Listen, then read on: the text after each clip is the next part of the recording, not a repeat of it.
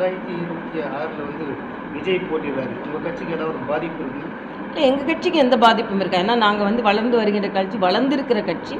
பாராளுமன்றத்தில் அந்த வளர்ச்சியை நாங்கள் நிரூபித்திருக்கிறோம். கூட்டணியோடு சார்ந்து 18.5% ஓட்டுகளை வாங்கியிருக்கிறோம். அதனால் வேறு கட்சிகள் வரலாம், வர வேணான்னு சொல்ல முடியாது. ஆனால் பாரதிய ஜனதா கட்சியின் வளர்ச்சியை அது பாதிக்காது என்பது தான்.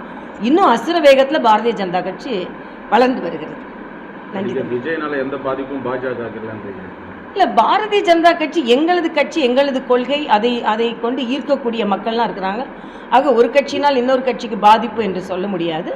அவர்கள் ஒரு கட்சியை ஆரம்பிக்கிறார்கள், என் கட்சி ஆரம்பிக்கட்டும், கட்சியின் கொள்கை என்ன என்று மக்களுக்கு தெரியட்டும், நடைமுறை என்ன என்று தெரியட்டும்.